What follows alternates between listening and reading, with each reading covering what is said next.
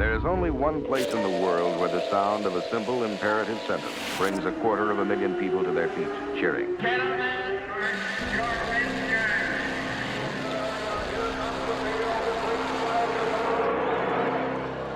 At Indianapolis.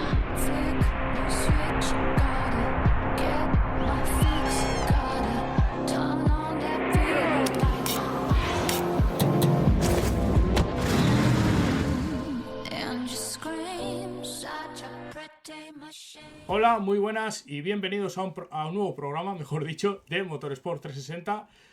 Hoy, como veis, tenemos compañía y una compañía muy buena, una compañía de peso que trabaja en el paddock de la Fórmula 1 y en un equipo de Fórmula 1 como es Haas. Aquí tenemos a Matías Écija, bienvenido a Motorsport 360. ¿Qué tal? Muchas gracias. La verdad que gracias por la oportunidad de poder estar aquí, de charlar de lo que más nos gusta, como es el motorsport, las carreras, los coches. Sí. Así que nada, un placer estar aquí contigo. Bueno, Matías, el placer es nuestro. La verdad es que lo primero de todo agradecerte que estés aquí en el programa. La verdad es que es un orgullo para un podcaster como soy yo y que hace estos programas, pues que la gente de la Fórmula 1 también pues se venga, ¿no?, al programa y humanice también el motorsport, que es lo que siempre le digo yo a todos mis invitados, ¿no? Sí, no, Sí.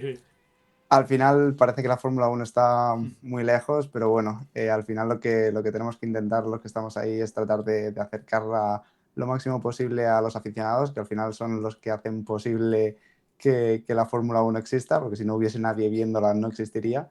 Entonces, todo lo que sea acercarlo a los aficionados, a la gente que le gusta, a chavales jóvenes que quieren dedicarse a esto en un futuro, pues oye, por mí ya sabes que siempre estoy dispuesto a eso. Vale, gracias, Matías. Decir que Matías comparte contenido en redes sociales de su trabajo prácticamente en el día a día en el paddock de la Fórmula 1 y alrededor del paddock de la Fórmula 1 para que conozcamos cómo es la vida de un miembro de un equipo de Fórmula 1. Y lo pondré al final del programa en una captura de pantalla, pero en Instagram ponéis Matías Écija en el buscador y ahí os sale la cuenta de él, y la verdad es que es una auténtica pasada todo lo que nos enseña sobre un equipo de Fórmula 1 y sobre el paddock de Fórmula 1. Bueno, Matías, Gracias. ¿cómo has llegado hasta aquí, hasta la Fórmula 1? Cuéntame. Es una pregunta corta, Pero muy pero larga. la respuesta puede ser Sí. extensa. No, al final te puedo explicar todo el proceso, pero al final mi idea fue que yo no tenía pensado llegar a Fórmula 1, simplemente me gustaban los coches, me gustaban las carreras y simplemente quería mejorar. Y ese proceso desde empezar, cuando empecé a estudiar motorsport, hasta ahora ha sido un continuo querer mejorar y querer aprender poco a poco, que es lo que me ha llevado hasta aquí. Yo empecé en 2020, aproximadamente 2021, estudiando el máster de Motorsport. Yo trabajaba como ingeniero de telecomunicaciones Uh-huh. y llevaba un par de años, había estudiado ingeniería de telecomunicaciones, llevaba un par de años trabajando en eso, sentía que no era lo que a mí me gustaba y a lo que yo quería dedicarme en el futuro, y los coches siempre habían estado ahí para mí. Siempre, bueno, mi padre tiene un concesionario de coches y siempre había trabajado, que si ¿Dónde, fines de Matías? semana. Perdona que te interrumpa, así puedes hacer publicidad. ¿Dónde? En Murcia, es Sí, un pueblo pequeñito, se sí, llama Cejín, sí, pero bueno, lo tenemos ahí justo, mi padre lo tiene ahí justo a la entrada. sí. Y bueno, siempre había trabajado veranos, fines de semana, Mm. festivos, siempre había estado allí echándole una mano. Yo crecí ahí, me crié allí. Por desgracia, mis padres no tenían digamos que el presupuesto, o, digamos, el poder económico para dejarme con cualquier otra persona mientras que ellos trabajaban. Entonces yo al final siempre me bajaba ahí, siempre estaba trasteando con coches y con cosas que había por allí, con herramientas. Y yo me crié entre coches y entre aceites, siempre lo digo. Y siempre habían estado ahí para mí. Pero bueno, tomé en el momento de decidir lo que estudiaba, tomé otra dirección. Pero bueno, al final uno siempre vuelve a sus raíces, y fue lo que me llevó a querer estudiar este máster de motorsport, y ahí, digamos que ahí empezó todo. Estudié este máster en Barcelona, empecé a trabajar allí, me ofrecieron la posibilidad de hacer prácticas y luego quedaron contentos con cómo trabajaba y me decidieron contratar. Y ahí empezó un poco el camino en serio, por así decirlo. Ujú. ¿En la escuela se puede decir dónde hiciste el máster? Sí, por desgracia Sí. este año no están haciendo el máster, Ujú. es una pena. Es QEV Technologies, Mm. probablemente no sea de las más conocidas, pero yo en su momento la elegí por una cosa muy clara.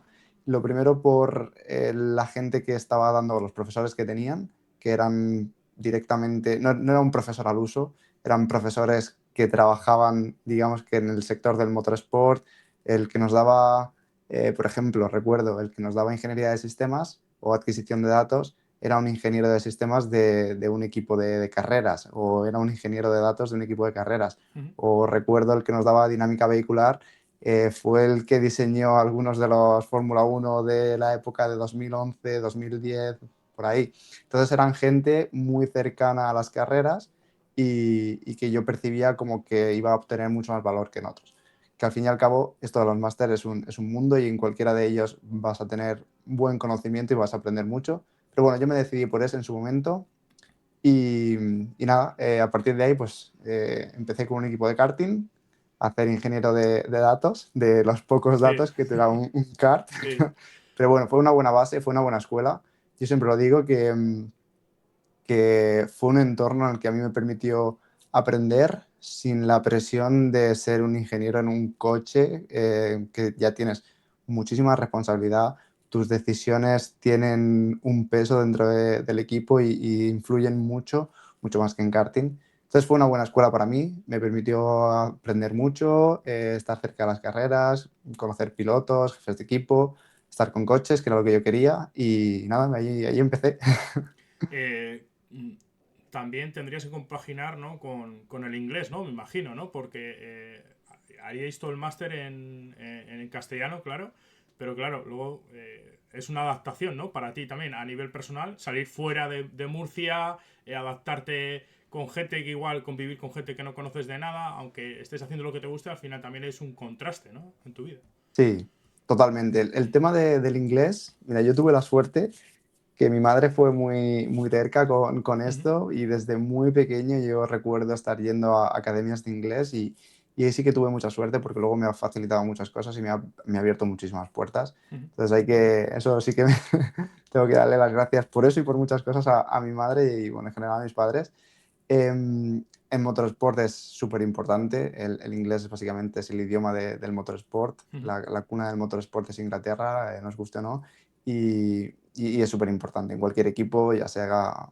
Si estás trabajando en un equipo en España relativamente pequeño, puede que no, pero ya cuando empieza un equipo a ser ciertamente grande, lo vas a necesitar, porque los pilotos te van a llegar de distintos países, compañeros de equipo, mecánicos, etcétera. Incluso cuando vayas a competir, la reglamentación está en inglés,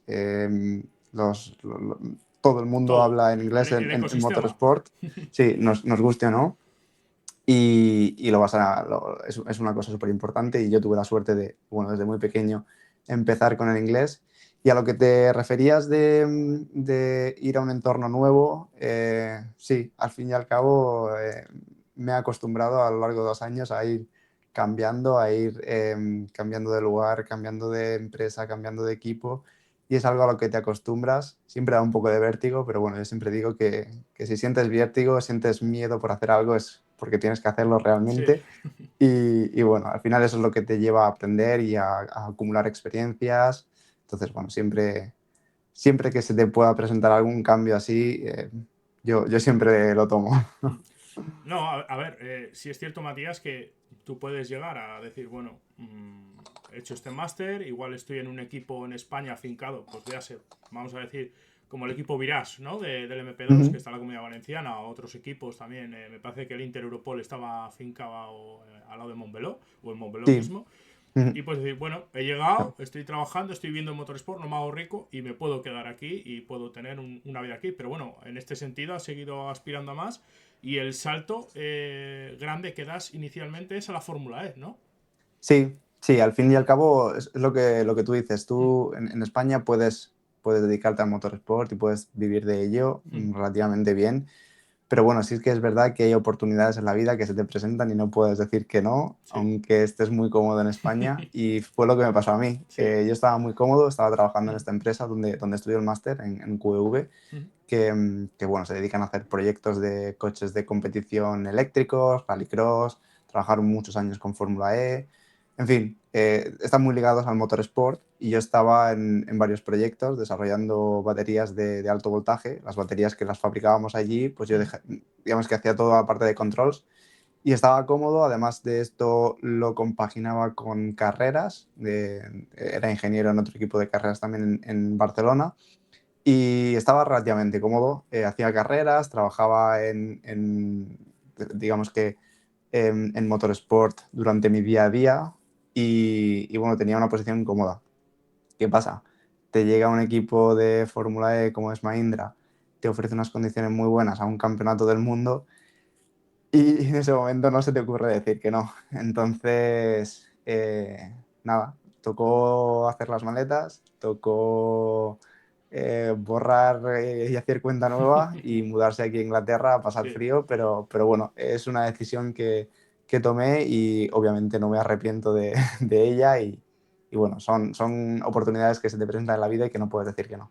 ¿Te encontraste ahí con más gente española? Porque creo que en Mahindra estuvo Tony Cuquerella Eso de es, jefe, ¿no? sí, O de jefe de ingenieros o sí. algo de esto, ¿no? Sí, justamente QEV, donde yo estaba antes, tuvo una relación muy estrecha con Mahindra Racing en Ujú. temporadas, creo que 3, 4, 5 aproximadamente. La mayoría de los ingenieros y mecánicos que había en Mahindra Racing venían de QEV, por eso digo que siempre ha estado muy ligado al motorsport eléctrico. Y en esta época, cuando QEV estaba muy ligado a Mahindra, fue cuando Tony estuvo allí. Entonces, sí, tienen una estrecha relación. Fue curioso como Sí. yo pasé de uno al otro. Pero bueno, sí, muchos compañeros se reían de que yo iba a estar en la segunda época de Mahindra, la época de Mahindra post-QEV. Sí. Pero, pero bueno, la verdad que fue fue un salto que se me hizo muy fácil, a pesar de cambiar de país, de cambiar de equipo, hacer muchos cambios. Se me hizo muy fácil porque desde el primer momento en Mahindra me lo pusieron muy fácil. Había más españoles, pero bueno, en general el resto del equipo me lo puso muy fácil. Me lo puso muy fácil el llegar, me acogí muy bien. Desde el primer momento estuve yendo a las carreras, fue llegar y creo que el fin de semana siguiente, llegué un miércoles y al fin de semana siguiente ya estaba en mi primera carrera como espectador, por así decirlo, no para trabajar directamente, pero sí que querían meterme en la rueda muy pronto y bueno, eso fue lo que pasó y me lo pusieron muy fácil, sinceramente. Sí. ¿Trabajaste con Nick Debris y los otros pilotos? Y Edo, yo estaba en el garaje de Edo, Sí. en el garaje 48, Ujú. y sí, Nick estaba en el garaje de al lado.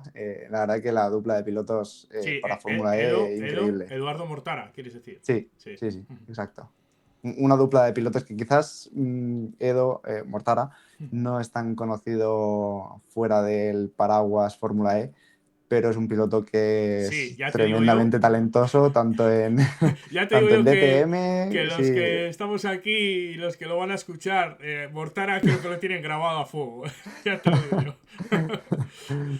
De algunas actuaciones estelares en DTM. Sí, por eso te digo, por eso te digo. Y una pregunta, al Sí. final, al dar el salto a Reino Unido, luego hablaremos de Haas, ¿no? Y donde tiene su base, Ujú. etcétera, ¿no? Pero, por ejemplo, un equipo de Fórmula E, en este caso Mahindra, ¿también estaba en la zona de Silverstone o Milton Keynes en esa zona o estaba en otra parte de Inglaterra?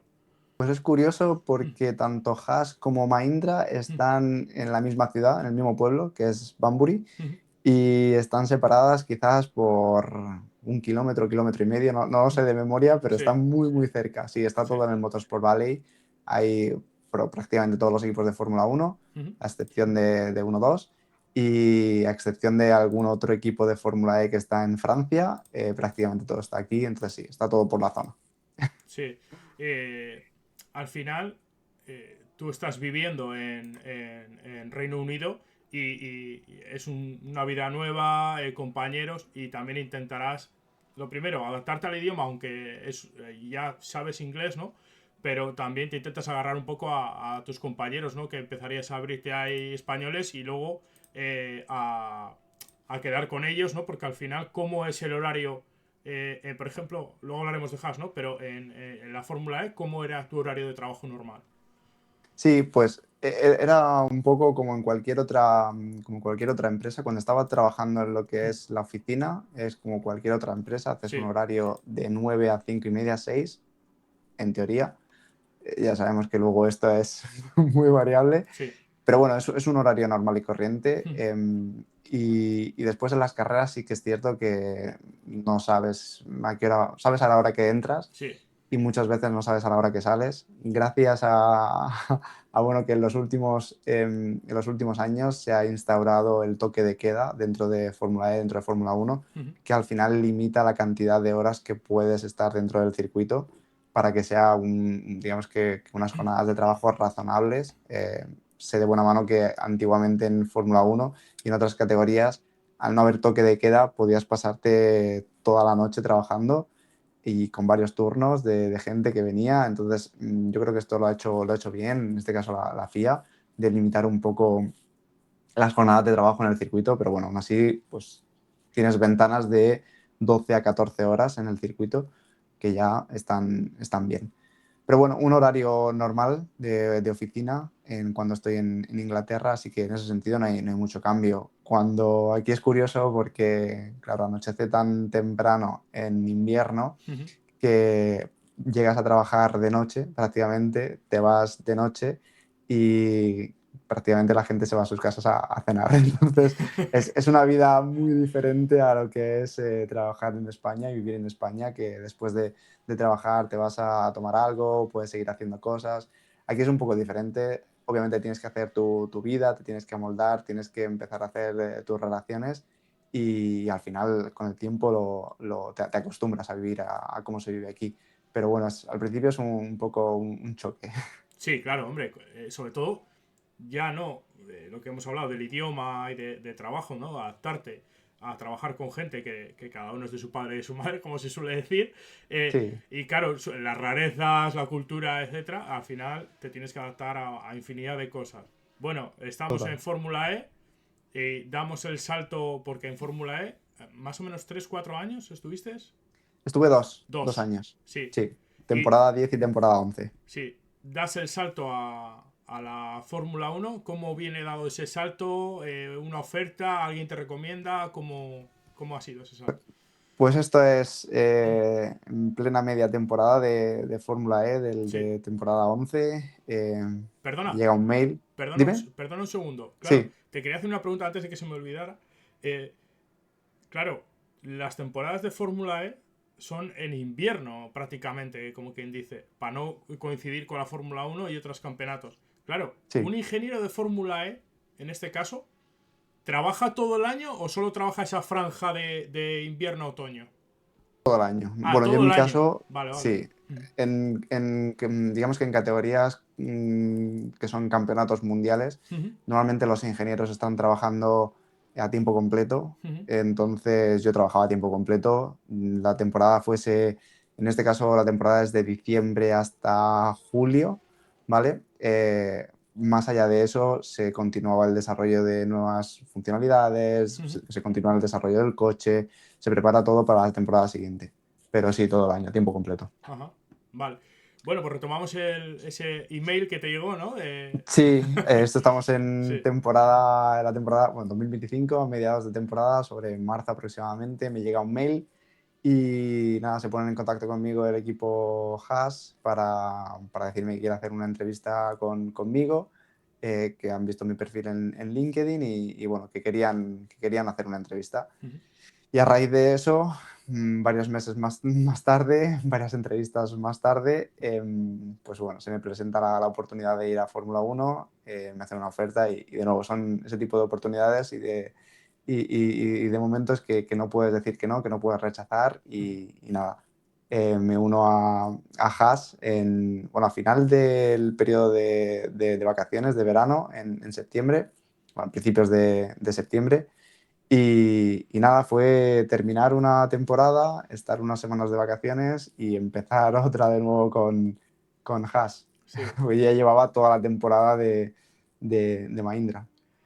Eh, a ver, al final, ¿cuándo recibes realmente la noticia? El día, le tienes apuntado ese día de que, mira, me han confirmado, papá, mamá, me han confirmado. Pues no me acuerdo, Sí, sinceramente. No fue tan sencillo en sí. el momento, porque quieras que no, yo estaba en Mahindra, bueno, que estábamos con una temporada muy buena, habíamos mejorado mucho el coche con respecto a la temporada 10 y la progresión era muy buena.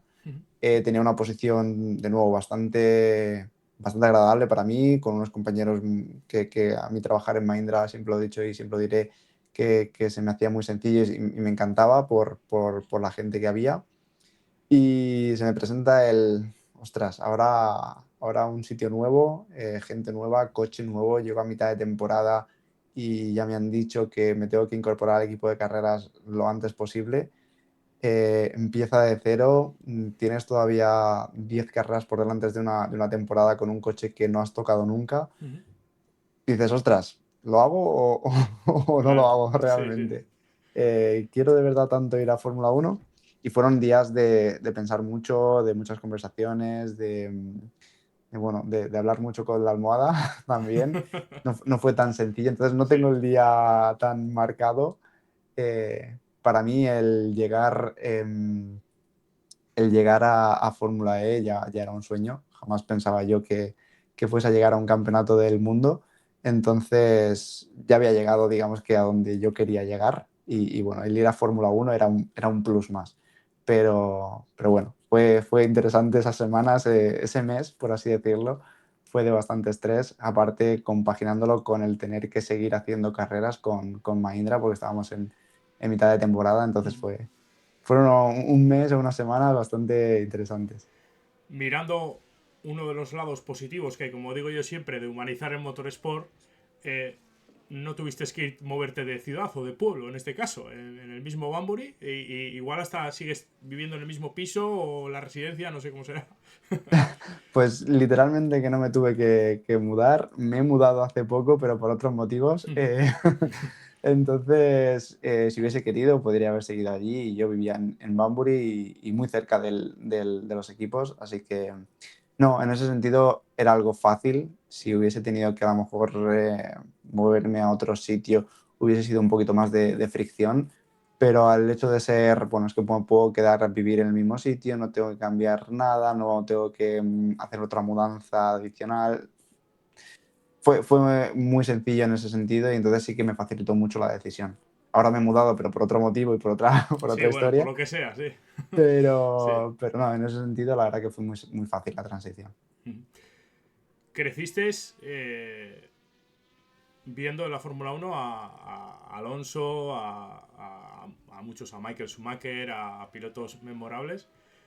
Y al final está ahí como una cosa, como que está a una cima, ¿no? Como que está muy lejos. El primer día como empleado de Haas, ya simplemente fuiste el primer día a la fábrica, ¿fue el primer? ¿O ya directamente al circuito ya? ¿Cómo fue? Pues fue curioso porque el Sí, primer día que yo fui a la fábrica sí, fui como visitante porque era 25 de agosto sí. y es festivo en Inglaterra, 25 de agosto. Entonces yo fui como visitante, recogí la maleta, recogí el team kit, la ropa del equipo, Sí. recogí el portátil y me dijeron, mañana a las 12 tienes que estar aquí, que te recoge el autobús para ir al aeropuerto, para ir a Zandvoort. Busca, búscate la vida. Y yo, Desembarca, ¿no? vale. Desembarco en Normandía, pero en este caso en Zandvoort, ¿no? Fue básicamente así. Mi primer día oficial fue viajando a Zandvoort.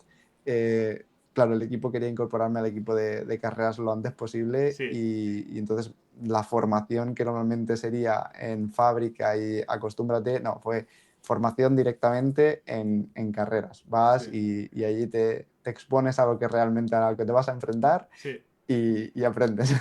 Joder, joder. O sea, que te formaron como que te dice dentro del Sí, box y el en motorhome, la, ¿no? Diría yo, ¿no? Sí, en la guerra, Sí, básicamente, sí, en la trinchera. me formaron directamente allí. Sí, al final sí que es verdad que donde más rápido tú puedes trabajar sobre los planos del coche, te puedes aprender el coche, puedes trabajar sobre el software, Mm, puedes hacer muchas cosas en la oficina, pero como más aprendes en este caso es yendo y tocando el coche, estando delante, trabajándolo tú. Y obviamente no empecé porque que nadie se piense que yo llegué allí y ya me puse a trabajar porque es imposible. O sea, un coche de Fórmula Uno y más en el área de sistemas tiene tantas cosas y mm, son tan diferentes algunas cosas a un Fórmula E que no es ves ya llegar y besar el santo. Pero sí que formarte tocándolo y viéndolo y estando al lado de alguien que ya lo ha hecho miles de veces te facilita mucho las cosas. Entonces, en ese sentido, pues era lo mejor tanto para el equipo como para mí. mm. Una pregunta, Matías. Al final, nosotros, por la televisión, aunque los que vamos a los circuitos y eso, pues ya tenemos mucha más información, los que llevamos años viendo carreras, pero básicamente la Fórmula 1, ¿no? Lo que vemos en pantalla es el piloto del coche, los mecánicos, al jefe de equipo, etcétera, ¿no? Y no vemos lo que hay entre bastidores, muchas veces, o dentro del box. Lo ves mínimamente igual en entrenamientos libres o quali, o si ha pasado algo, están haciendo una reparación rápida. ¿Qué hace Sí. un ingeniero de sistemas como la labor que tú estás haciendo ahora? ¿En qué consiste? Explícanoslo para que la gente no lo sepa. ¿Y estás dentro del box o estás fuera? Para que lo expliques tranquilamente. Sí, pues bajado mucho a tierra, digamos que un ingeniero de sistemas es el que se encarga de velar por la fiabilidad y por el buen estar de todos los componentes eléctricos y electrónicos del coche. Desde sensores hasta actuadores, hasta sistemas como la unidad de control, el famoso brake-by-wire o hasta el actuador del DRS, por ejemplo.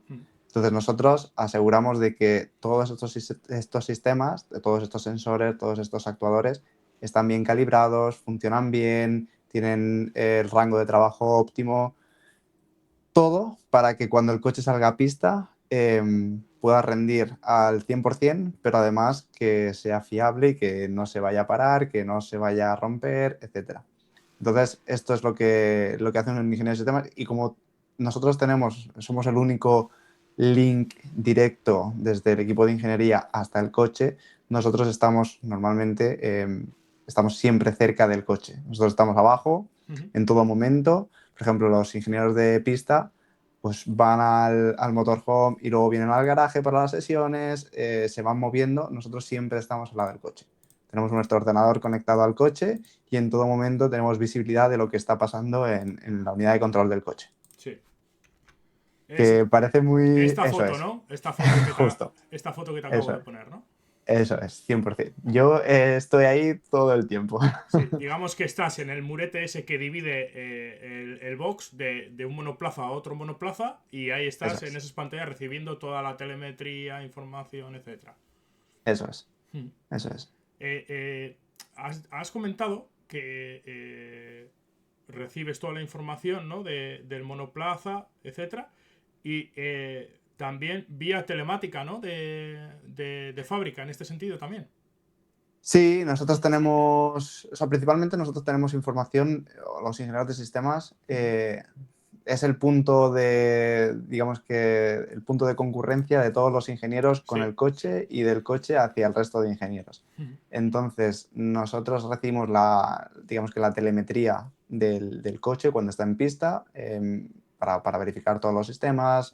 Hay ingenieros, por ejemplo, de performance que se dedican a analizar esto lo bajo mucho a muy sencillo, pero se dedican Sí, a sí, sí, para analizar que se entienda.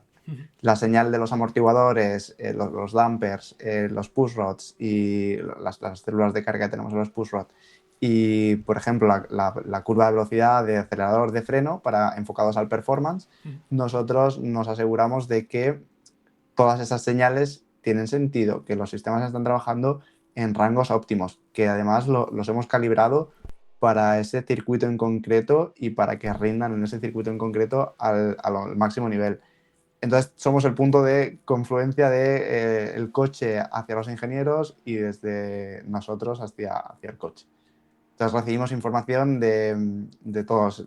La telemetría es del coche principalmente, pero recibimos información desde fábrica, desde los ingenieros que están en pista, desde los mecánicos. Nos tienen que informar, por ejemplo, si hemos tenido un accidente, hemos dañado el alerón delantero y entra el coche a cambiar algo, o en el fondo nos tiene que indicar si hay algún daño adicional para saber si, por ejemplo, tenemos que fallar algún sensor en particular. Tenemos que indicar a los aerodinamicistas que hemos perdido tantos sensores de presión en el fondo y con eso ellos pueden hacer el cálculo de cuántos puntos de carga aerodinámica hemos perdido. Entonces, estamos en contacto con mucha gente al mismo tiempo. O sea, para que la gente lo entienda, en un símil futbolístico, eres bueno, mejor dicho, sois los Toni Kroos o Sergio Busquets que tienen que ir repartiendo el juego, reciben y tienen que ir repartiendo información a todos, ¿no? En este caso. Eso es ponernos demasiado alto, diría yo.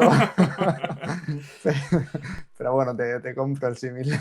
Sí, bueno, al final estás en el medio, ¿no? De toda esa Sí, información. en este Sí, sentido, en la parte de, sí. de fiabilidad, en este sentido sí. Luego en las conversaciones, si todo el coche va perfecto, nuestro trabajo es, voy a decir, sencillo, entre comillas, cuando está el coche en pista, porque todo va bien. Es en el momento en el que algo va mal, es donde nosotros principalmente entramos en acción. Sí. Eso repito, cuando el coche está en pista. Cuando el coche no está en pista hay otra serie de cosas que nosotros hacemos que son relacionadas pero un poco diferentes. Aquí le pongo a los espectadores una foto que estás ahí mirando seriamente, ahí Probablemente estaba con la mirada perdida, no sabía ni... pensando ahí en qué. Al final, joder, llegas a lo más alto, ¿no? Del motorsport, del automovilismo, la Fórmula 1. ¿Qué te dijeron tus familiares, ¿no? Bueno, muy contentos, la Sí, verdad. Sí, al final yo creo que es la recompensa a muchos años de esfuerzo, muchos años de dejar muchas cosas atrás también. Entonces es la recompensa. Sí, digamos que es el punto, es el principio de toda la recompensa, o es el punto final que más se ve, pero bueno, la verdad que muy contentos, sobre todo mi padre.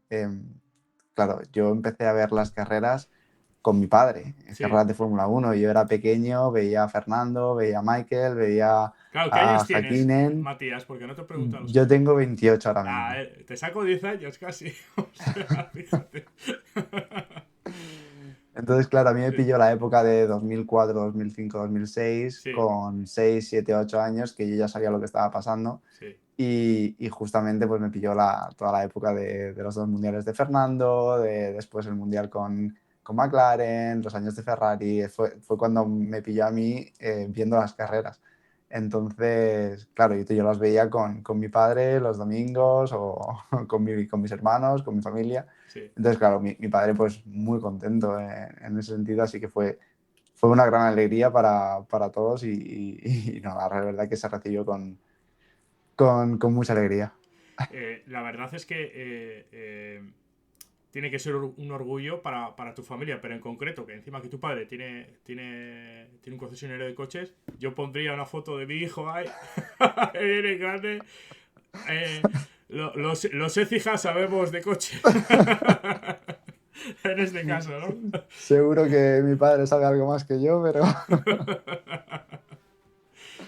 Eh, sí.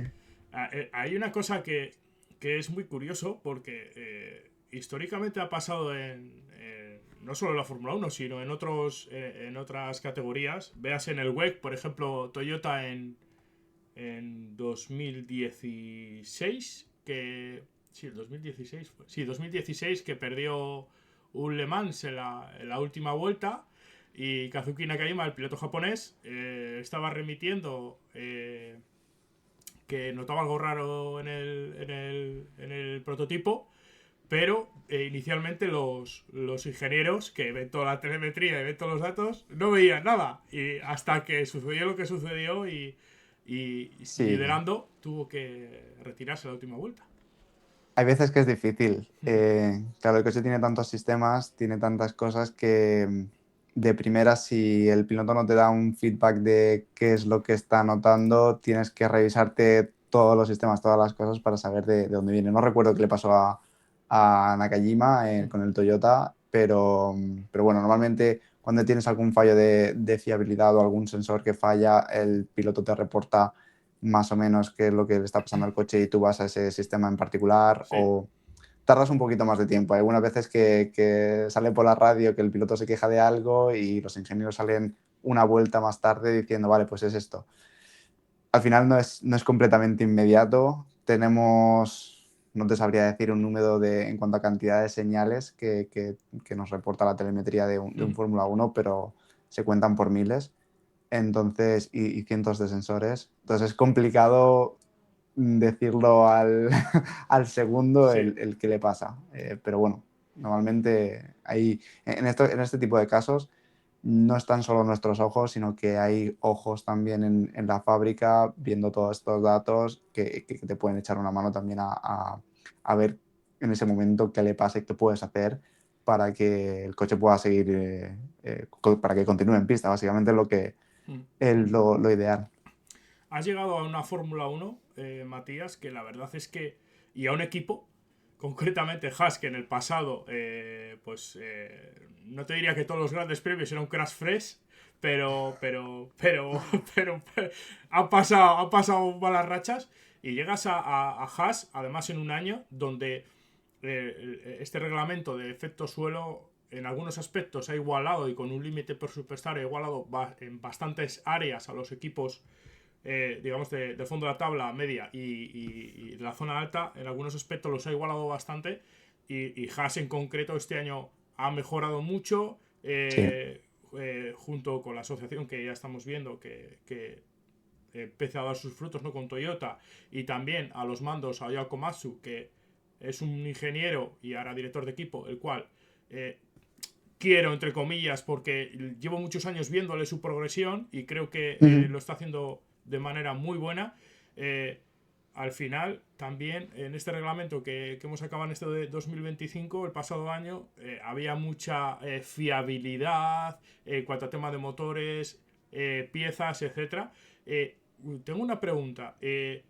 Cuando falla algún sistema, por ejemplo, un sensor del DRS o del alerón delantero, etcétera, eh, sabéis que el monoplaza está rendiendo bien, sois capaces de capar ese sensor y decir, bueno, voy a ciegas o tienen una doble verificación o una triple verificación o voy a ciegas hasta que acabe la carrera y luego veremos si aguanta el monoplaza, ¿no?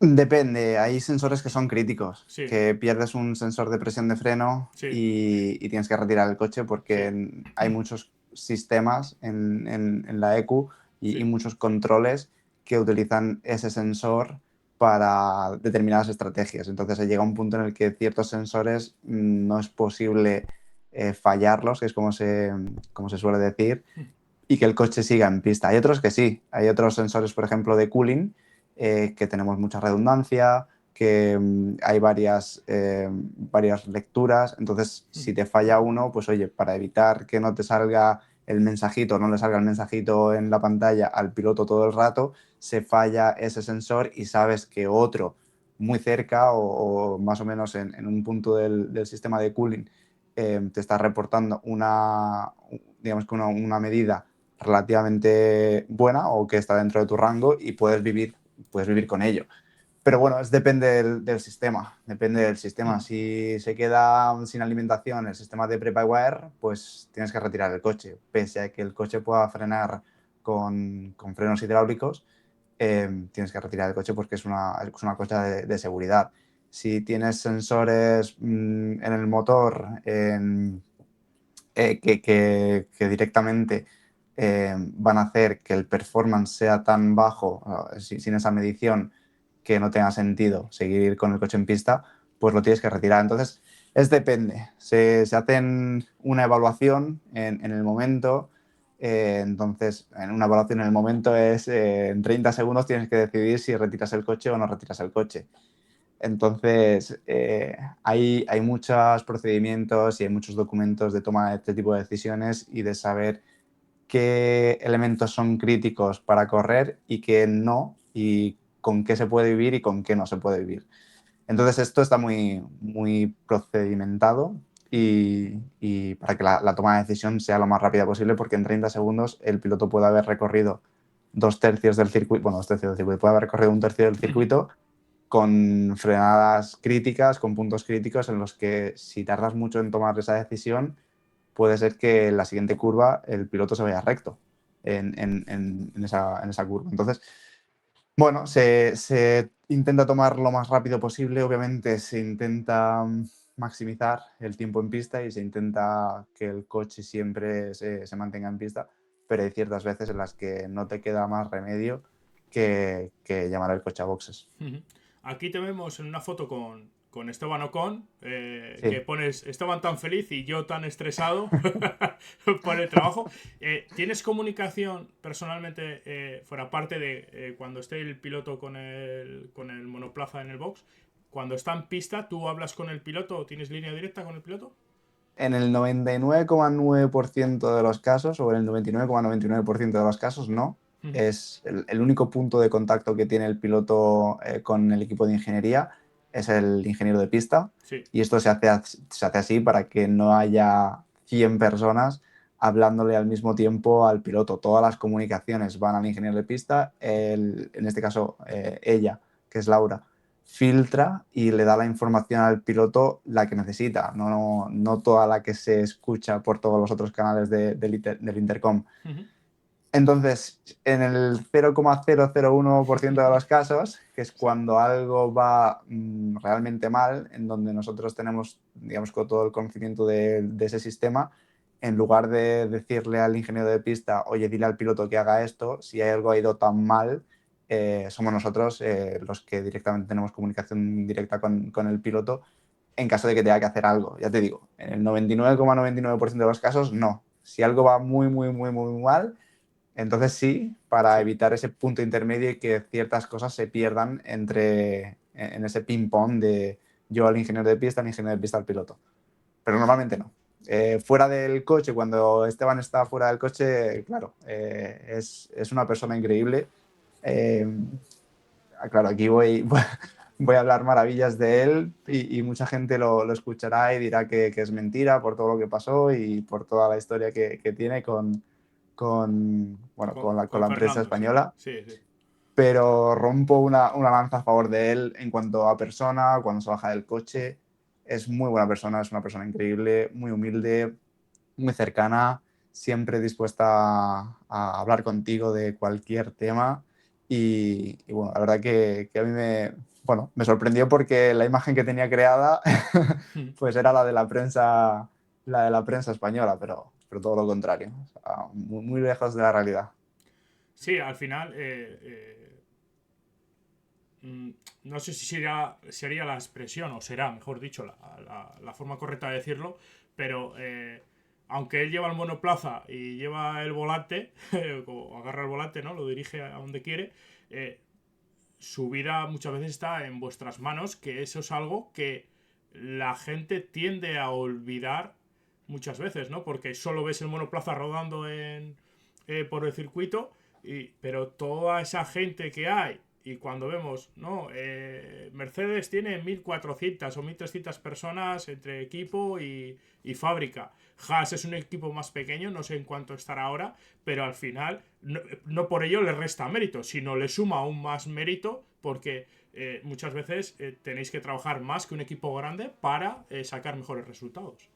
Sí, totalmente. Para sacar nosotros mejores resultados o un resultado bueno, tenemos que hacerlo con muchísima menos masa de gente y con muchísima menos masa de información. Entonces, por eso se sabe tan bien, por ejemplo, recuerdo la posición 4 que hicimos, el P4 que hicimos en México con Oli. Por eso sabe tan bien, sabe prácticamente casi a un podio, porque al final estabas compitiendo y quedamos por delante de coches, como recuerdo que estaba detrás Russell y estaba detrás Norris, bueno, que son un Mercedes y un McLaren, el mejor McLaren de los últimos años y uno de los mejores Mercedes también de esta era de efecto suelo, entonces, y fuimos capaces de estar ahí delante. Entonces, para nosotros sabe muy bien ese tipo de resultados. Tenemos que remar mucho más que el resto simplemente por recursos, por cantidad de recursos disponibles. Y, y totalmente, la gente se piensa que el piloto se sube al coche y lo rueda, pero o sea, el, el que el coche esté bien o no, o que el piloto tenga algún problema, va a depender de cómo se haya ensamblado, cómo se haya montado, cómo se haya calibrado. Un fallo en una calibración de un mapa puede hacer que el coche se vaya recto. Un fallo en el montaje de una mangueta pues puede tener consecuencias críticas. Entonces, pues eso, al fin y al cabo, el piloto está en nuestras manos. Sí.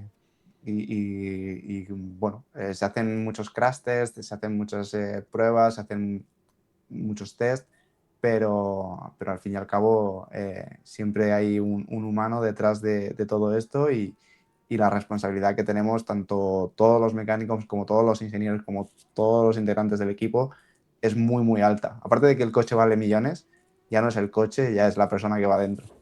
Ujú. Eh, me estará la gente por detrás, ahí en las orejas y pensando, venga a dar revueltas.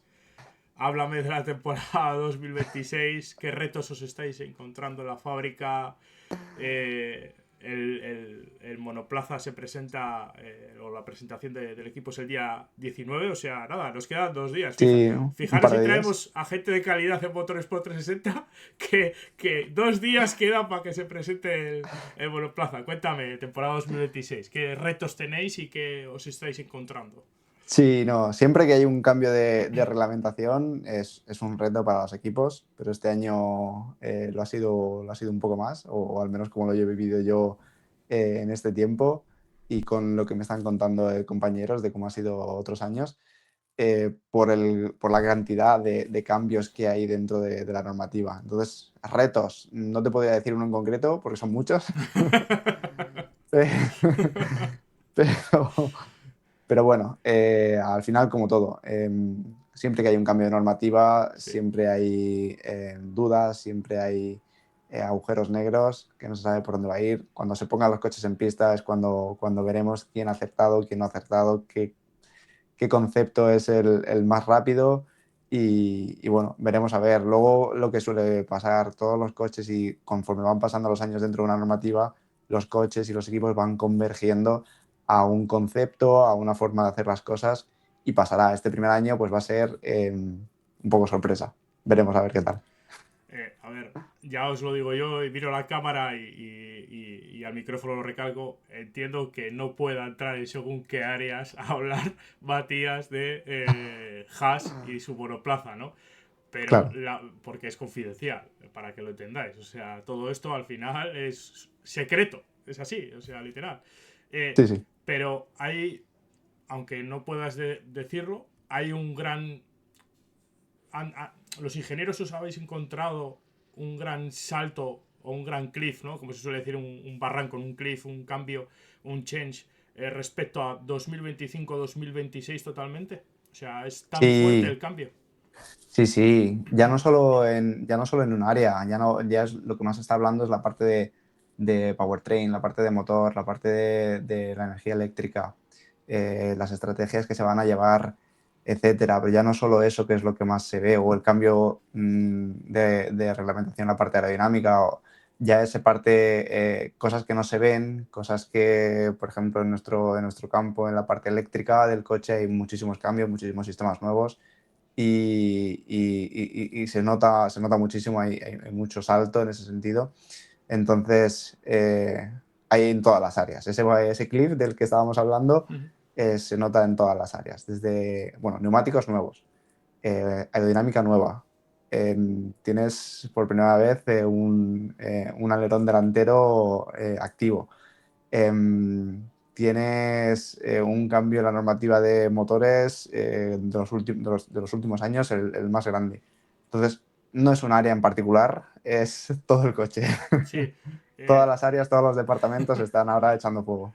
eh, es un reglamento, ¿no? El cual se lleva trabajando mucho y no mucho, según como lo veas. Sí.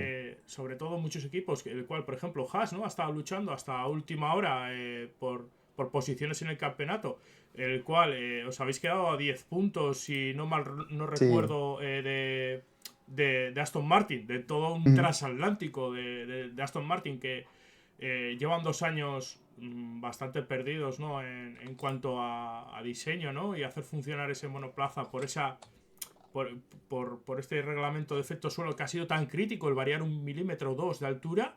Es flipante cómo varía el Total. comportamiento de un monoplaza.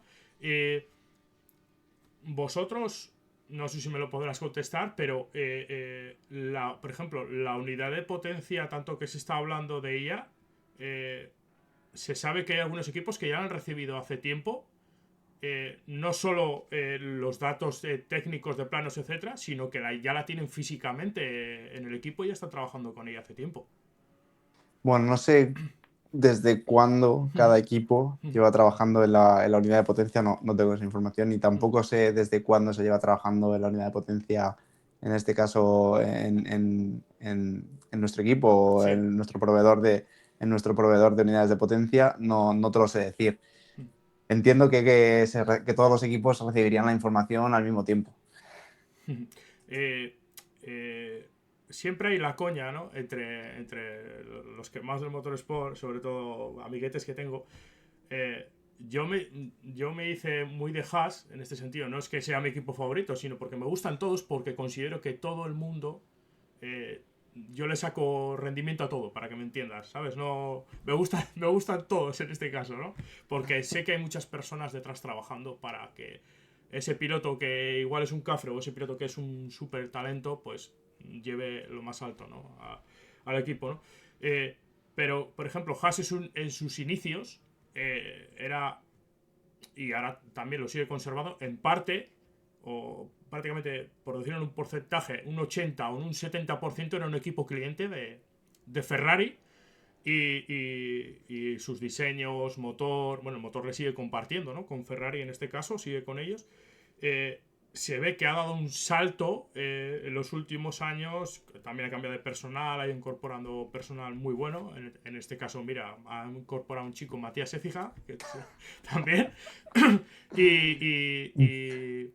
teníamos la coña esos primeros años de Ferrari hasta, o sea, perdón, de Haas hasta hace 4 días, que la fábrica y la sede de Haas era el bar que está en los exteriores de Maranello, de la fábrica de Ferrari. Hay un bar ahí y decíamos, mira, ya han quedado los ingenieros de Haas para pasarse el USB y implementar esta mejora para la siguiente carrera. Siempre. Sí, a ver, sí, es muy difícil llegar a Fórmula 1 y empezar desde cero y hacer algo. En la época de 2009, 2010, 2011, 2012 vimos muchos equipos entrar y durar pocos años. Sí. Me acuerdo pues, de HRT, me acuerdo de otros equipos, de Caterham, de otros equipos, porque realmente, pues bueno, los proyectos que tenían se sostenían en el filo de un papel. Entonces, creo que una cosa muy buena que ha hecho Haas es, mira, desde el principio, construir un coche, diseñar un coche, formar la estructura, contratar a todos los ingenieros que sean capaces de poner ese coche blanco, negro y rojo en pista. Es masiva, como ya hemos visto lo que ha tenido que hacer Cadillac. Entonces, lo que ha hecho muy bien es el hecho de saber esa limitación y, digamos que solventarla con un proveedor, básicamente. Y ir adquiriendo know-how, ir adquiriendo ingeniero, ir adquiriendo experiencia poco a poco con los años para cada vez ir haciendo más cosas in-house. Entonces, yo creo que tiene sentido la estrategia que ha hecho Haas, ya no porque yo esté ahora en este equipo, sino porque pues eso, en el pasado vimos muchos equipos que intentaron hacer todo ellos y se dieron de bruces con la realidad. Y bueno, es algo que se ha hecho bien en este equipo. Sí, eres cliente, compras muchas piezas, compras muchos diseños, pero te aseguras que eres competitivo y te aseguras que no te vas a arruinar en un año o en 2 años. Sí, claro. Intentando diseñar, Sí, también sí. me refiero. Sí, claro, al final tienes que destinar recursos donde no solo monetarios, sino humanos, en este caso, contratar Claro, ingenieros, etc., etc., que al final, mira, si se los puedo comprar a Ferrari, en este caso a Mercedes o quien sea, claro, o Williams, ¿no? Por ejemplo, Williams es un equipo que los que llevamos muchos años viendo la Fórmula 1 y siguiendo sobre todo la historia, ¿no?, de ese equipo, ha trabajado mucho fuera externamente de la Fórmula 1 con el ejército británico, con hospitales de Reino Unido. Me decían hace muchos, pero te estoy hablando hace muchos años, ya igual más de 20 años, que en los monitores estos que tenemos en los hospitales, cuando estás ahí chungo y tal, que te están la telemetría esa, que vemos ahí las pulsaciones, la tensión y todo eso, lo diseñó el equipo Williams en conjunción o en conjunto con los médicos del área de sanidad del gobierno británico. Por ejemplo, el KERS, el famoso KERS sí, que lo tienen desde, desde trenes, camiones, coches en la calle, barcos, o sea, es una pasada. Quizá ahora no sea tan visible ese traslado, ¿no?, de la Fórmula 1 a la calle, porque con el tema de la electrificación ha supuesto un paso. Los ingenieros, que en su mayoría muchos de ellos no son chinos, que son europeos, están yendo a China a base de tocateja y tal, y también poniendo sedes aquí en Europa, que muchas cosas no se están viendo reflejadas en la tecnología de Fórmula 1 actualmente, aunque no se vea, hay cosas que sí, y otras cosas como que no aportan nada digamos así, en el día a día para nosotros, pero cada vez los combustibles son mejores, los aceites son mejores, sí. el entendimiento como lo que trabajas tú de sistemas, etcétera, se van mejorando y poco a poco se van implementando en nuestro día a día. Sí, mira, hablabas de Williams Mm. antes y decías que esto lo desconocía, pero Sí. tiene mucho sentido, porque, por ejemplo, Williams, aparte de lo que es el equipo de Fórmula 1, Mm. siempre ha tenido un equipo de ingeniería atrás increíble. Ha sido ya no solo en Fórmula 1, que con el desarrollo de suspensiones Mm. activas, etcétera, etcétera, con cambios de cajas de cambios, CVTs y Sí, sí, sí. demás. Ya no solo en Fórmula 1, sino fuera de ello, hasta hace no tanto, las baterías bueno, siguen, sí, lo Sí. que es la base de ingeniería, las baterías de los Fórmula E actuales, del Gen 3 Evo, están diseñadas por una empresa que se llama WAE, o WAE, Mm. que es no más que Williams Advanced Engineering. Mm. Hace unos pocos años, muy pocos, bueno, cambió de nombre, cambió de propietarios, etcétera, pero la ingeniería, quien hizo la batería en su día, o los primeros Mm. Fórmula E, de la generación 1, es Williams. Y eso pasa con otros equipos de Fórmula 1 o con otros nombres, mejor dicho. Sí. Por ejemplo, las unidades de control de todos los Fórmula 1 La EQ. están diseñadas por una empresa que se llama McLaren. Sí, la EQ, quieres decir, ¿no? O sea, la centralita. Sí, la, Sí. la EQ de los coches, la Sí. unidad de control, es McLaren, Mm. o ahora se llama Motion Applied por lo mismo, porque ha cambiado de dueños o parcialmente han cambiado Sí. de nombre, pero McLaren también ha tenido un equipo de ingeniería enorme detrás de ellos para diseñar un montón de cosas y bueno, respecto a lo que se utiliza o respecto de la tecnología de Fórmula 1 que llega a los coches de calle, sí, yo creo que llega. Lo que pasa es que no es inmediato. No, es muy difícil poner algo de un Fórmula 1 directamente a un coche de calle por las condiciones en las que trabaja un Fórmula 1 y por lo específico que es un Fórmula 1 con respecto de cualquier otro coche.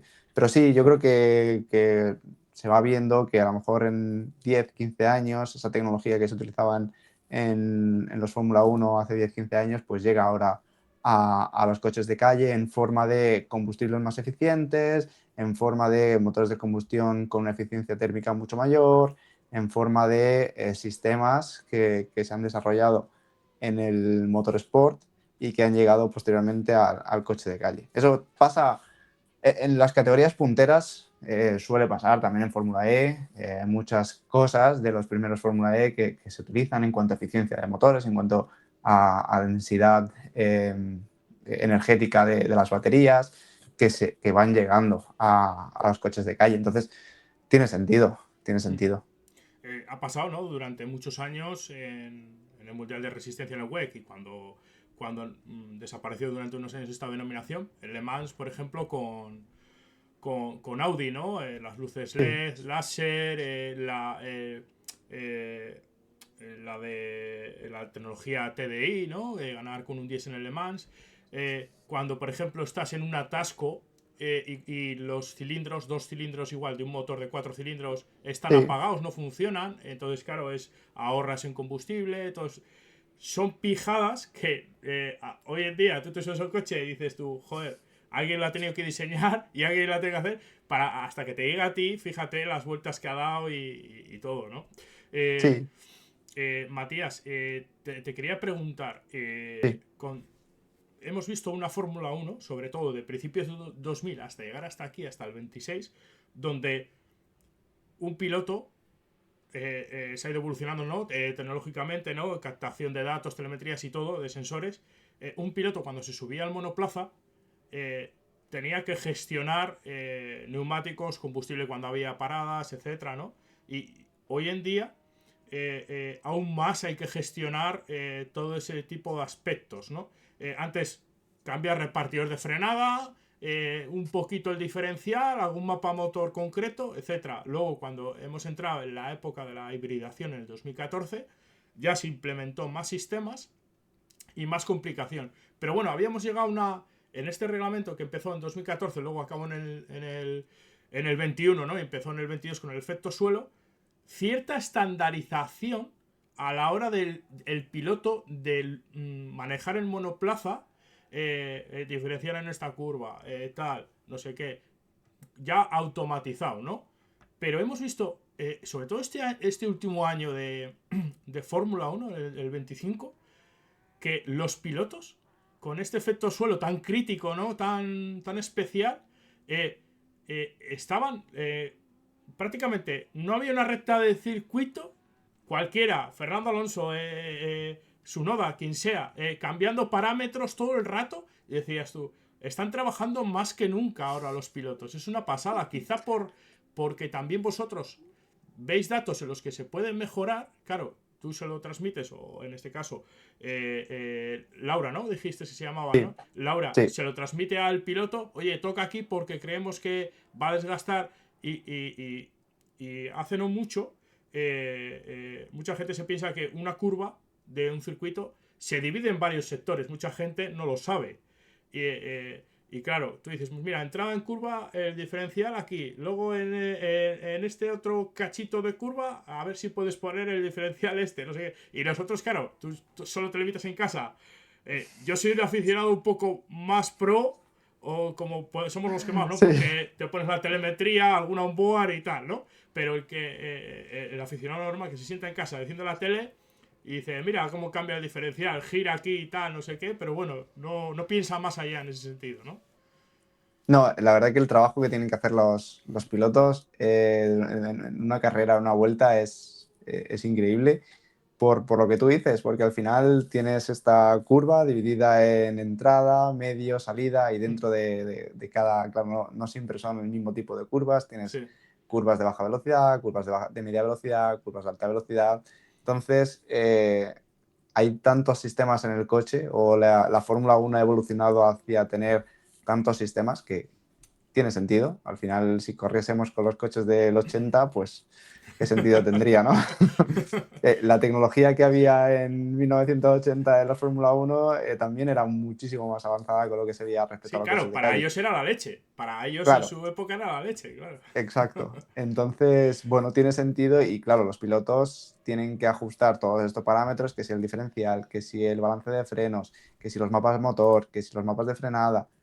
Tienen que ajustar tantas cosas para cada parte del circuito que al final los ves en cada recta tocando botones, cambiando settings, cambiando configuraciones para la próxima curva y quizás lo que han puesto en una curva para la siguiente lo tienen que volver a cambiar. Normalmente lo que se hace es intentar agrupar cambios, porque claro, al final si tienes que cambiar diferencial, si tienes que cambiar mapa de motor, si tienes que cambiar mapa de regeneración, porque los coches de sistema híbrido tienen diferentes estrategias de regeneración y de deployment. Si tienes que cambiar todo esto antes de llegar a la curva, se te acaba la recta. Sí. Y más quizás como en un circuito como Mónaco. Entonces lo que se hace es agrupar cambios. Tenemos una serie de rotaries en donde se programa previamente que en la posición 1 vas a tener el diferencial en este setting, el brake balance en este setting, el mapa motor en este y esto en esto. Entonces tienes como ese conjunto de configuración que te sirve para la curva 5, 7, 11 y 16, por ejemplo. En la posición 2 tienes otros settings que todos van enfocados hacia lo mismo. Quizás en ese circuito particular tienes 3 o 4 curvas de alta velocidad en donde te interesa que por configuración tu coche tienda a ser sobrevirador. Pues tienes 3 o 4 configuraciones en esa posición 2 del rotary Sí. para hacer que el coche sea más sobrevirador en esa curva. Me lo he inventado. Sí, He dicho eso. pero es entendible, sí. Entonces se intenta agrupar para que el piloto tenga que hacer, sobre todo en una vuelta de clasificación, tenga que hacer la menor cantidad de cambios posible en el volante. Entonces, si tiene que hacer algún pequeño ajuste, ok, porque nunca vas a dar con, digamos, la configuración de settings o la configuración de sistemas que se adapte a todas las curvas rápidas del circuito, pero si tiene que poner ese rotary en posición 2 y luego hacer un pequeño cambio, pues ya son 2 clics en lugar de 7. Sí. Entonces se intenta agrupar, se intenta hacerle la vida al piloto lo máximo posible y obviamente pues los pilotos piden que se le haga la vida lo más fácil posible porque no es fácil. No es fácil estar a 300 kilómetros por hora en Mónaco con los muros tan cerca teniendo que hacer tantos cambios. Entonces, Diré en favor de tanto vosotros desde el muro como los pilotos que posiblemente estemos ante la mejor generación o la generación más preparada por toda esa información, porque los pilotos vienen formándose desde categorías ya donde es una selección natural, quitando los típicos pilotos que igual tienen detrás una millonada, ¿no? Pero en general, el nivel donde ha llegado la Fórmula 1 estos últimos años es impresionante. Lo profesional. No es que antes no sería profesional, para nada. Es erróneo decir eso, ¿no? Pero que el estándar ha subido tanto, el listón ha subido tanto que es una pasada. Los 22, sí, pero los 20 pilotos que hemos tenido este año, perdona, Matías, sí, es que son todos muy buenos. Y los ingenieros sí. sois todos muy buenos. Sí, pero es normal. Al fin y al cabo, volvemos a los 80, tenías a pilotos fumando antes de Sí, entrar antes de empezar la carrera sí. y ahora eso es impensable. Ahora se cuida muchísimo más la alimentación, se cuida muchísimo más el descanso, el entrenamiento, la preparación. Bueno, montar a un piloto de hace no tanto tiempo en un simulador era... Yo no conduzco en un simulador y ahora es la preparación que llevan detrás para una carrera en horas de simulador, en preparación física, los ingenieros lo mismo. Preparación, más información, más herramientas para análisis, más herramientas para desarrollo. Entonces, es normal que cada vez se vaya profesionalizando más porque la tecnología avanza, porque la industria avanza y nosotros avanzamos con ella, indudablemente. Y nosotros muchas veces somos los que empujamos a la industria a que avance. Entonces, tiene sentido que cada vez más se vaya profesionalizando y se vayan subiendo los estándares cada vez más. ¿Dónde va a estar el techo? Pues en algún momento tendrán que poner un techo porque o permites más profesionalización, por así decirlo, entre comillas, o más desarrollo, y tienes que permitir más dinero, y más dinero quizás dejas a algunos actores fuera de la ecuación, o bajas un poco, pones el techo un poquito más bajo y juegas con, con más actores y haces la competición un poquito más interesante. Es un balance difícil. Eh, se, yo no sé vosotros, ni te voy a meter en el apuro, ¿no? Pero se está hablando que uno de los avances en el diseño o en el rendimiento global de, por ejemplo, del McLaren, eso ya es rumor F1, rumor Pado, que es que está trabajando hace bastante tiempo con la IA, con la inteligencia artificial Ujú. McLaren. Y me supongo que todos los equipos, o sea, no es algo Sí. que sea de esconder, porque al final vamos todos avanzando a esa tecnología, ¿no? Sí, al final, sí, como bien has dicho, todos los equipos, quien más y quien menos, hace sus cosas con inteligencia artificial, pero es normal, ha aparecido en el campo de juego una herramienta tan potente como la inteligencia artificial y sería absurdo no utilizarla. Entonces, todos los equipos la están utilizando y ya no solo equipos de Fórmula 1, todo el mundo en muchísimas áreas la está utilizando. Y claro, esto lo que va a hacer es seguir empujando a la industria, al sector, a la Fórmula 1, a nuevos horizontes que nunca antes se han explorado y que, bueno, que en unos años veremos y diremos, ¿cómo hace 25 años la Fórmula 1 podría estar tan atrás, por así decirlo? Bueno, al final es normal. Será así y continuará siendo así. Nos quedan tres cositas nada más. Venga. Y terminamos ya.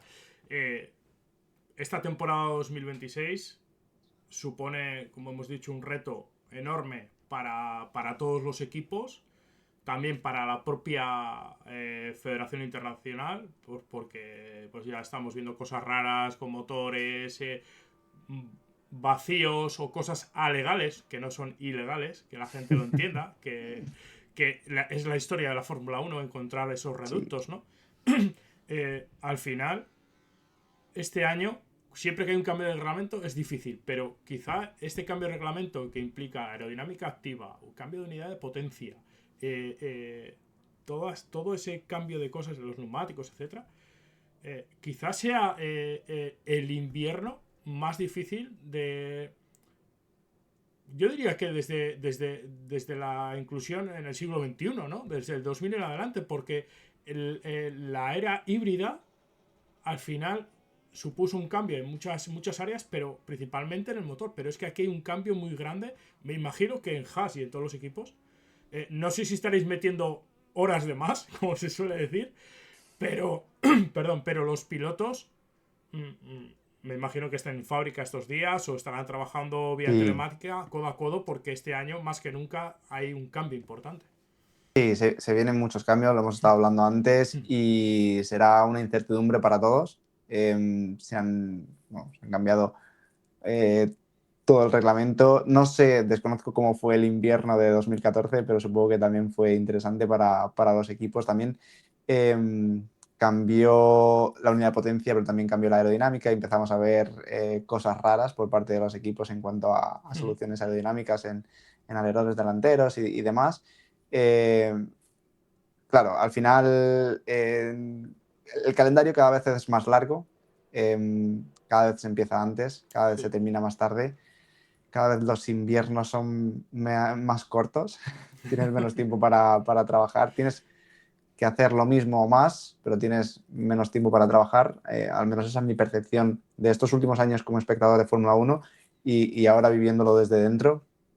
Entonces, bueno, el coche que tiene que estar en pista, el coche que hay que sacarlo y ya no solo sacarlo, sino que tiene que rendir y ser el mejor coche que puedes construir y que puedes diseñar hasta este momento. Entonces, pues claro, eso conlleva que se echen las horas que hagan falta para conseguirlo. Entonces, Es lo que hay. sí, esto es lo que hay, Es sí, lo que hay, lo que básicamente. toca ahora, es lo que toca. Sí, No tiene más supongo descanso. Sí, que sí. sí, supongo que en el pasado fue igual. Entonces, es la Fórmula 1. Claro, en el pasado fue igual en el sentido en el que tienes esa cantidad de horas que tienes que dedicarle para que el coche sea el mejor coche que puedas hacer. Pero bueno, sí que es verdad que tenías más espacio de tiempo entre la última carrera y la primera vez que se ponía el coche en pista. Y luego también, antiguamente podías poner el coche en pista más o menos cuando tú querías, Sí, sí, sí. entonces podías llegar a la primera carrera un poco más preparado, se veían incluso escuderías que venían con dos tipos de coche o que venían con varias soluciones. Entonces, bueno, ahora es complicado. Ahora todo se junta más y tienes que... Hay que sacarlo y tienes que sacarlo y ya está, y es lo que, y es lo Sí, que hay. no, a ver, ahora uno de los actores principales durante este cambio de reglamento son los simuladores, ¿no? Donde muchos Sí, equipos han invertido un pastizal indecente porque para intentar acercarse lo máximo posible al comportamiento del monoplaza en pista. o sea, Sí, dime. sí, sí, si al final si no puedes si el tiempo que tienes para poner el coche en pista es limitado, pues tendrás que poner todo lo que puedas para que Mm. tanto en túnel de viento como en simulaciones, como en el propio simulador, se parezca lo máximo posible a lo que te vas a encontrar cuando vayas a pista. Mm. Es el objetivo principal. Vale, nos quedan dos. Ya Venga. hemos quitado otra. Aquí, ahora lo pongo aquí en pantalla para que lo vea todo el mundo y tú también lo ves. Una foto con Fernando Alonso, ¿no? Al final, fuera Sí, parte de este reto, ¿no? O esta introducción en la Fórmula 1 con todo lo que ello supone profesionalmente, al final estás con uno de tus ídolos, ¿no? En el total. motorsport. ¿Qué supuso para ti? O sea, ¿has hablado con él una vez o es un... yo he estado con él varias veces, Sí. en Daytona, en otros sitios, etcétera. Pero bueno, vamos a hablar de ti, que estás aquí. ¿Qué ha supuesto para ti estar con Alonso? Si has tenido alguna charla, te ha dado algún consejo o algo, o simplemente cada uno al final es un trabajo.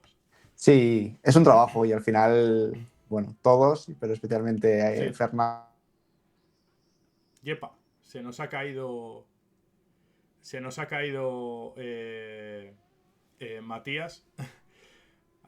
Vamos a esperar un poquito a que se reincorpore a la retransmisión.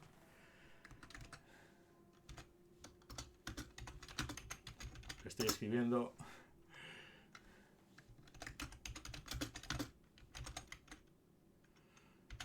A ver. Si le repescamos. Son cosas del directo. Son cosas del directo. No pasa nada. Ahora entrará de nuevo. Ahí está. A ver si entra de nuevo. No pasa nada. Esto quedará cortado para el podcast, así que no hay problema. No hay problema. Ahí Vale, está, vale. ahí estás. Me han llamado Espera, y se ha caído. se te oye un poco mal. A ver. Vale, ¿me escuchas ahora? Un, dos, tres. Se te escucha como un poco lejos. Igual es que se Espera, está... porque seguramente la fuente de audio ha cambiado. Vale, no pasa nada. Sí, vale, un, Ahí dos, está. tres. Perfecto, Vale, perfecto. genial. Vale, perdona. Vale, no pasa nada. Esto para el podcast queda cortado para para en este caso para el vídeo, pues bueno, que así no pasa nada, son cosas del directo. Sí, ¿Qué te iba a decir? Me estabas comentando lo del tema de conocer a Fernando Alonso, ¿no? ¿Qué ha supuesto sí, para ti? Si has tenido más relación con él, aparte de sacarte una foto, o si te ha dado un consejo, si te ha deseado suerte. sí.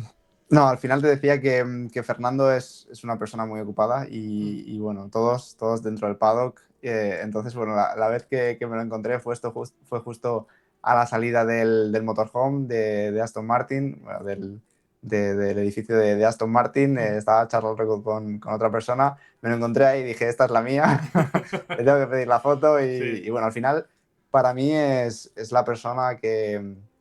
Claro, yo lo que estábamos comentando antes, yo empecé a ver la Fórmula 1 cuando él estaba en Renault en los años su apogeo. dorados claro, en los años dorados de Renault Sí. con dos mundiales, con luego el mundial de McLaren peleando con Hamilton, etcétera. Entonces yo empecé a ver la Fórmula 1 lo primero por lo que te he dicho antes de que es lo que se veía los domingos en casa, pero en gran parte porque había un español en lo más alto Sí. y ganando y dándole caña a un señor alemán que había dominado durante mucho tiempo el juego. Entonces, pues bueno, para mí fue no sé, fue el cerrar el círculo, el poner la guinda al pastel, bueno, el conocer a tu ídolo y el poder estar ahí después de tanto tiempo, que este tío siga en pista y siga por ahí dando caña, pues para mí fue un orgullo y bueno, fue el culmen a todos estos años el poder conocerlo y el poder simplemente estar un minuto con él, poder hacerme una foto y simplemente poder saludarle. Mm. Bueno, ahora ya la última, y luego si quieres comentar algo más, voy a poner en imagen, aunque tú no lo vas a ver, eh, tu página de Instagram, el muro de Sí, Instagram, tu timeline, donde tienes publicaciones donde nos enseñas lo que has estudiado para llegar a la Fórmula 1, nos cuentas tu historia, eh, eh, quiénes han sido tus ídolos, en este caso pues Fernando Alonso, ¿no? Cómo es tu día a día durante un gran premio, por ejemplo aquí pues eso tenemos es. el de Qatar, etcétera, ¿no? La verdad es Sí. que está muy bien porque lo que siempre, y te he recalcado, ¿no? Humanizar el motorsport, ¿no? Para que la gente lo conozca.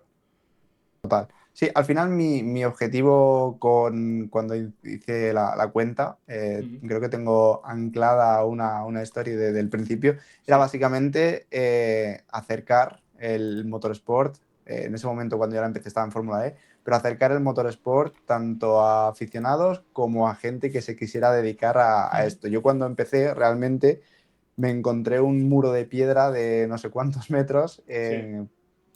que no sabía realmente por dónde Ujú. empezar, no sabía qué estudiar, no sabía dónde ir, qué tenía que hacer para dedicarme al motorsport. Es un mundo tan opaco, ahora se está abriendo mucho más por muchas cosas, están haciendo películas, están haciendo documentales, cada vez se está abriendo muchísimo más, pero hasta hace unos años era un mundo tan cerrado que, bueno, realmente el que quería dedicarse a esto tenía que picar piedra, subir montañas, hacer, sí, para Sí. simplemente saber lo que Sí. tenías que hacer. Sí. No es algo que llegues a una universidad y digas, no, pues estudio motorsport, hay prácticas en equipos y es sencillo como entrar a una empresa. No, no es así. Entonces yo esto lo hice para acercar lo que había sido mi experiencia, el cómo yo había llegado a trabajar en motorsport, el qué había hecho yo, la experiencia de gente con la que trabajo, qué han hecho ellos y cómo es el trabajar en carreras y en motorsport. Sobre todo para que todo el que se quiera dedicar a ello no encuentre un muro de piedra, sino que se encuentre un poco un camino. A lo mejor no será de rosas, pero si es de piedras, pues ya es mejor que un muro directamente. Ujú. Entonces esa era mi idea con la cuenta de Instagram. Y bueno, cada vez llego a más gente que se quiere dedicar, me llegan cientos de preguntas de gente que se quiere dedicar a las carreras, que le gustaría trabajar en un equipo, como ingeniero, como mecánico, qué tengo que hacer, por dónde empiezo. Al final eso me gusta mucho Te y me reconforta, llena ¿no? bastante. Dime. Te reconforta en este sentido, ¿no? Sí, sí, porque al final es por lo que lo hice y si puedo facilitarle la vida a alguien, como me hubiese gustado que me lo hubiesen facilitado a mí en su día, pues oye, ya me llevo eso. Y es el principal objetivo de esto. Sí, tienes en Instagram, como estás como Matías Sí, Ecija.motorsport. Hay que eso es. lo busque la gente en el lupa, en la lupa ahí de buscador. Y también en YouTube, ¿no? Sí, ahora bueno, estamos, mejor dicho, empezando un proyecto con el que fue mi profesor, con el que fue mi jefe, el que fue mi mentor y ahora es mi amigo, que es ingeniero de pista en un equipo bueno, en United Autosports, ¿Sí? un equipo del MP2, de European Le Mans Series, tiene bastantes disciplinas. Él está como ingeniero de pista, fue mi jefe allí en QV. Y estamos empezando un proyecto con el objetivo de esto. Él tiene una academia online de cursos de motorsport y, bueno, hemos empezado a hacer algún directo en Instagram, subiéndolo a YouTube además, para que la gente pueda preguntar y nosotros, pues un ingeniero de pista de United Autosports, una de las categorías más top, y un ingeniero de Fórmula 1, pues podamos responder oye, si quiero llegar a hacer esto, ¿qué caminos tengo? ¿Qué puedo Ujú. hacer? ¿Por dónde empiezo? Pues todo este tipo de cosas, pues que podamos responderlas y lo mismo, facilitarle un poco la vida a la gente para que pueda dedicarse al motorsport y que se vaya haciendo un poco más de cultura y que vaya viendo un poquito más de mundo más allá de lo que es el motorsport en Inglaterra. Pues me parece genial, o sea, me parece una idea, eh, o sea, súper, súper buena, porque más allá de, pues academias como Monlau, ¿no? O en España tenemos bastantes, sobre todo también de motos, ¿no? Que es un país muy, muy Sí, motero. Eh, yo aquí voy a hablar de lo que conozco, por ejemplo, el equipo Virage, que tiene el MP3, el GTS y el MP2, también, digámoslo así, no es la manera de decirlo, pero importa talento de países como Argentina, Colombia, etcétera, y tiene muchos chavales jóvenes que vienen a España por facilidad del idioma, trabajan en un entorno, en un equipo de motorsport y van aprendiendo y van dando sus pasitos en el motorsport, en este caso. Se nos ha caído. Ay, ay. Se nos ha caído ahí. Volverá a entrar y ya vamos acabando el programa porque ya nos ha contestado todas las preguntas habidas y por haber. Ya sabéis que le tira ahí un poco de la cuerda para ver si me comentaba algo más. Sobre... vale, perdona otra vez Nada, no que pasa esto de nada. que No pasa me, nada. me quito, me quito la señal del móvil para que no me llamen y me Sí. llaman por WhatsApp. Bueno, pues simplemente eso, comentar que hay muchas escuelas en España y darle valor y que tu proyecto, junto con tu amigo, pues le daremos voz aún más en nuestros programas, le daremos publicidad pues para que la gente que nos escuche pues tenga esa guía, ¿no? Exacto. Espiritual del motorsport. Pues Muchas gracias, ha sido un muchísimas placer, gracias. Matías, que estés con nosotros. Tienes aquí tu casa, las puertas abiertas y cuando Gracias. quieras, el año que viene, si quieres hablamos y nos Cu- cuentas pues cómo ha sido tu temporada de Fórmula 1. Cuando tú quieras, me escribes, me pegas un toque y Sí, aquí yo encantado, me lo he pasado muy bien sí. hablando de, al final, lo que nos gusta, de las carreras, del motorsport, de Fórmula 1, de coches. Así que ahí es donde estoy yo en mi salsa. Cuando tú quieras, aquí me tienes. Muchísimas gracias. Y antes de cerrar el programa, tengo que daros una muy buena noticia y es que nuestro querido y amado Fran Rueda, que ha estado hace tan solo unos días, como quien dice aquí en el programa, en Motorsport 360, nos comentó que iba a disputar las 24 horas de Dubai. Todavía no podía decir en su momento el coche y la marca con la que iba a participar y anunció justo después del podcast que participaría con el equipo WRT, con BMW, con el BMW M4 y después de estas 24 horas que han acabado hoy domingo, hace apenas unos minutos, ha conseguido la victoria junto a Kevin Van der Linde, Anthony McIntosh, Jordan Pepper y Ben Tack. Así que enhorabuena a Fran Rueda, el piloto boquerón, piloto malagueño, que la verdad es que digámoslo así, que el trabajo va dando sus frutos y me alegro mucho por él y desde aquí, desde Motorsport 360, le felicitamos. Muchísimas gracias a vosotros por las escuchas. Ya sabéis que el programa quedará subido a las diferentes plataformas de podcasting. Queda alojado también en Twitch la charla para que la veáis en vídeo con Matías Écija. Y también quedará subido al canal de YouTube de Motorsport 360. No obstante, en las notas del programa quedará todos esos enlaces. Un abrazo, muchas gracias a vosotros. Adiós. Zero, which as luck would have it, is precisely